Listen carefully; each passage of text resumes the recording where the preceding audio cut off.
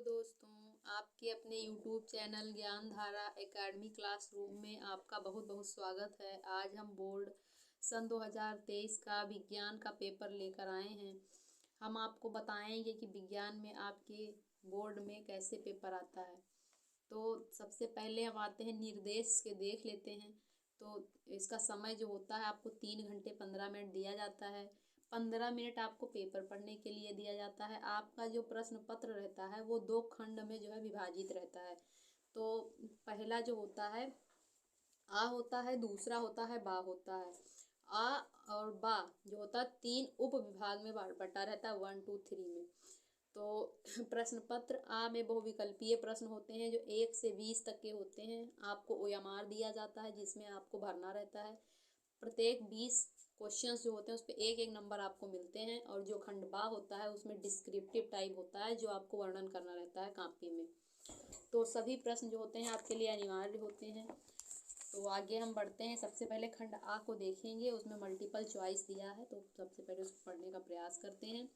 तो पहला प्रश्न जो है आपके सामने, किसी वस्तु का अवतल दर्पण द्वारा बना प्रतिबिंब आभासी, सीधा एवं वस्तु से बड़ा पाया जाता है तो वस्तु की स्थिति कहाँ होनी चाहिए।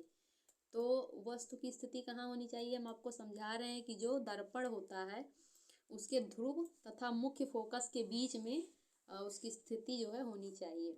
दूसरे प्रश्न पे आते हैं।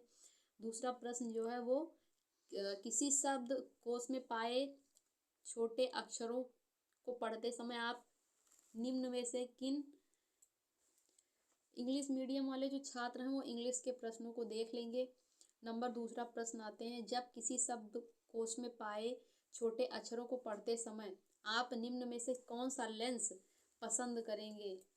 तो इसमें जो है वो हम 5 सेंटीमीटर फोकस दूरी का एक अवतल लेंस, उत्तल लेंस का प्रयोग करेंगे।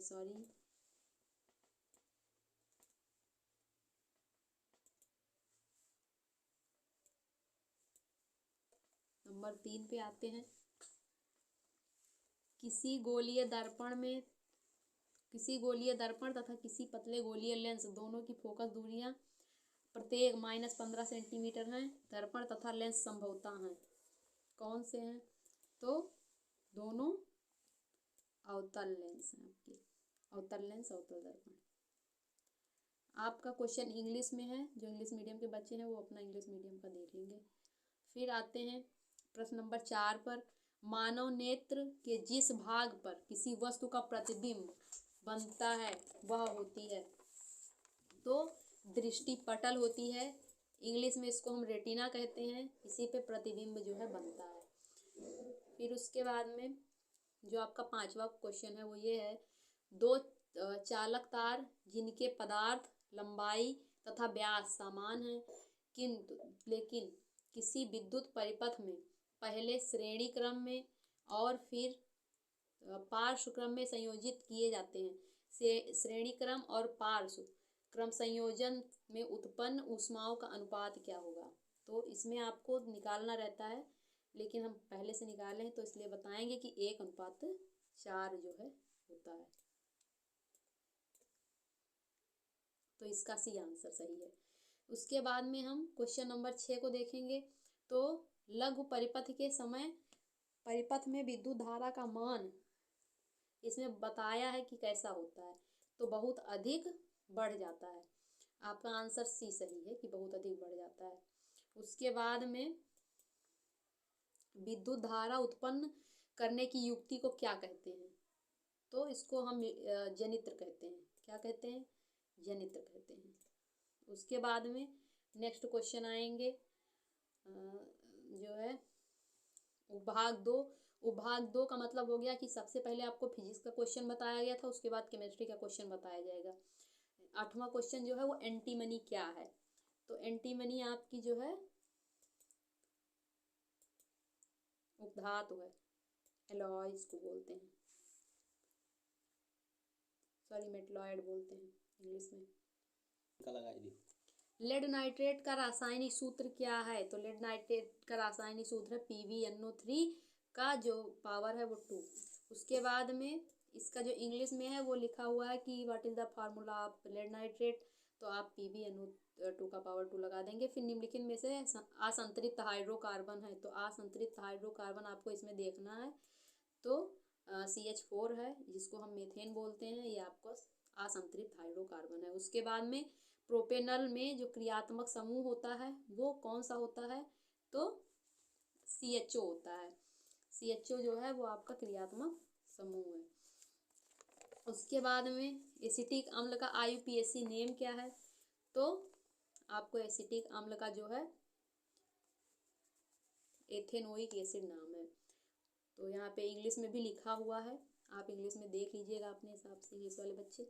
और 13 क्वेश्चन नंबर जो है वो है एक तत्व के क्लोराइड का सूत्र NCl2 है, उसके ऑक्साइड का सूत्र क्या होगा? तो MO होगा।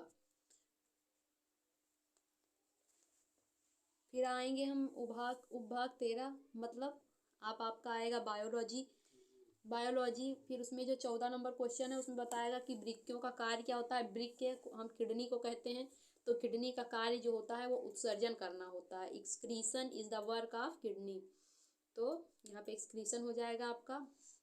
उसके बाद में पत्तियों पर कलियां विकसित होती हैं, तो कौन सा ऐसा पौधा होता है जिनके पत्तियों पर बड्स निकलती हैं? तो ब्रायोफिलम होता है, इसको हम लोग अजूबा भी बोलते हैं। तो इसके पत्तियों पे छोटी छोटी पत्तियां निकल आती हैं। फिर आएंगे क्वेश्चन नंबर 16 पे, आनुवंशिक विज्ञान के जनक कौन है? तो हमारे ग्रेगर जॉन मेंडल जी हैं, हमारे आनुवंशिक विज्ञान के जनक, फादर ऑफ जेनेटिक्स इनको बोलते हैं। और दो DNA तंतु आपस में जुड़े होते हैं, तो वो कौन सा बॉन्ड होता है जिसके द्वारा वो आपस में जुड़े होते हैं? तो वो हाइड्रोजन बॉन्ड होता है जिसके द्वारा वो आपस में जुड़े होते हैं। उसके बाद में हम आएंगे क्वेश्चन नंबर 18 पे, तो 18 में बताया गया है मुकुलन द्वारा प्रजनन किसमें होता है? मुकुलन हम कहते हैं इंग्लिश में बडिंग को। बडिंग जो है वो हाइड्रा में देखी जाती है। हाइड्रा जो है वो जो एक एनिमल है उसमें हम बडिंग देखते हैं। उसके बाद में मेंडल का प्रायोगिक पौधा क्या था? तो मेंडल ने जिस पौधे पे प्रयोग किया वो उद्यान का मटर था। उद्यान उनके बगीचे का मटर हुआ करता था, लेकिन कुछ लोग यहाँ पे जान नहीं पाते हैं तो मीठी मटर लगा देते हैं, तो मीठी मटर आपका गलत हो जाएगा, मीठी मटर आपको नहीं लगाना है। फिर उसके बाद क्वेश्चन नंबर 20 पे आते हैं, तो निम्न में से कौन सा एक मानव में मादा जनन तंत्र का भाग नहीं है? मादा जनन तंत्र का भाग कौन सा नहीं है? तो इसमें हम आपको बताएंगे कि कौन सा नहीं है। तो शुक्रवाहिका, ये क्योंकि ये शुक्रवाहिका जो है पुरुष का है, तो इसमें मादा बताया गया, तो ये मादा का नहीं है। अब हम आएंगे B पार्ट पे, तो इसमें सबसे पहले फिजिक्स का क्वेश्चन आपको दिया है। तो यहाँ पे सबसे पहला क्वेश्चन जो है वो किरण आरेख का उपयोग करके अवतल दर्पण द्वारा बने प्रतिबिंब की स्थिति एवं प्रकृति लिखिए। ये 2+2 मतलब A और B दिया है, तो आपको यहाँ पे स्थिति बतानी है। उसके बाद में 5.0 सेंटीमीटर की कोई वस्तु है, 30 सेंटीमीटर की वक्रता त्रिज्या कि किसी भी दर्पण के सामने 20 सेंटीमीटर की दूरी पर रखी गई है प्रतिबिंब की स्थिति। इसमें जो है प्रतिबिंब का उसमें सूत्र लगेगा। फिर उसके बाद में उससे फिर आप निकाल सकते हैं। फिर किसी 4 ओम प्रतिरोधक के प्रति सेकंड 100 जूल ऊष्मा उत्पन्न हो रही है, प्रतिरोधकों के सिरों पर विभवांतर ज्ञात कीजिए। इसका आंसर जो है हम अगले पेज में जोड़े हैं, अभी आपको दिखाते हैं। निम्नांकित आरेख खींचकर किसी वस्तु विद्युत जनित्र का मूल सिद्धांत तथा कार्यविधि स्पष्ट कीजिए। इनमें ब्रुशों का कार्य क्या होता है? ये आपको शॉर्ट्स वीडियो में पड़ा हुआ है, इसका आंसर आपको मिल जाएगा वहाँ से, आप वहाँ से देख लीजिए। विद्युत मोटर अथवा में विद्युत मोटर भी आया है। उसके बाद में सेक्शन B आ जाएगा। सेक्शन B में आपको केमिस्ट्री बताया गया है। केमिस्ट्री में जो है 5वां क्वेश्चन है, उसमें ये बताया गया है कि जो ये दिया गया है मेथेनॉल, प्रोपाइन, पेंटेनॉन 3, ब्यूटेनॉन 2, इसका आपको संरचना सूत्र बनाना है। जैसे जो मेथेनॉल होता है उसको हम HCHO से प्रदर्शित कर देते हैं। प्रोपाइन में हम 3 कार्बन के साथ में 3 जो है वो बॉन्ड लगाते हैं हाइड्रोजन के, तो प्रोपाइन बन जाता है। फिर पेंटेनॉन में हम क्या करते हैं, 5 कार्बन लेते हैं। उसके बाद में जो 3rd नंबर का कार्बन होता है, आगे से जो 3rd नंबर का कार्बन होता है उस पर O लगाते हैं, मतलब इसमें क्रियात्मक समूह जो होता है वो कीटोन होता है। ब्यूटेनॉन में क्या हो जाएगा, इसमें भी कीटोन ही क्रियात्मक समूह होता है, इसमें 4 ही कार्बन होते हैं। तो ये आपको संरचना जो है अपने हिसाब से बना लीजिएगा, मैंने तो बता दिया है। फिर उसके बाद में कुछ जो छठवां क्वेश्चन है, कुछ तत्वों के परमाणु क्रमांक नीचे दिए गए हैं, जैसे 12, 17, 18 और 20। ये तत्व जो है आपको याद करने पड़ेंगे। इसके याद करने का ट्रिक हम आपको नेक्स्ट वीडियो में बताएंगे। और ये हर साल पूछे जाते हैं और आपसे इस साल भी पूछे जाएंगे और अगले साल भी आने के पूरे चांस हैं। हो सकता है कि ये ना रहे, कोई और दे दिया जाए, लेकिन रहेगा ज़रूर। उसके बाद में फिर आएंगे हम नेक्स्ट क्वेश्चन पे, 7वें नंबर पे। तो इसमें बताया गया है कि अभिक्रियाओं का जो है रासायनिक समीकरण लिख करके फिर उसको हल किया जाता है। तो यहाँ पे आपको 6 रासायनिक अभिक्रियाएं दी गई हैं। तो इसमें आपको इनका सूत्र लिखना है और उसके लिए समीकरण बना के इसको संतुलित करना है। उसके बाद में आपको या तो फिर आप वो करेंगे या तो फिर टिप्पणी लिखेंगे। हाइड्रोकार्बन की जो दहन अभिक्रिया होती है उस पर आप टिप्पणी लिख सकते हैं। कार्बनिक यौगिक के में प्रतिस्थापन की जो अभिक्रिया होती है उसमें लिख सकते हैं। हाइड्रोजनीकरण पर टिप्पणी लिख सकते हैं। आप इसका साथ साथ में समीकरण दे देंगे तो आपका ये हल हो जाएगा। उसके बाद में आएंगे भाग 3 पे। भाग 3 जो है वो बायोलॉजी का प्रश्न है। इसमें 8वां प्रश्न जो है उसमें चार चीज़ें पूछी गई हैं। तो ये सब आधे आधे नंबर के हैं, 1-1 नंबर के हैं। तो आक्सीय श्वसन एवं अनाक्सीय श्वसन में कोई 2 अंतर लिखने हैं।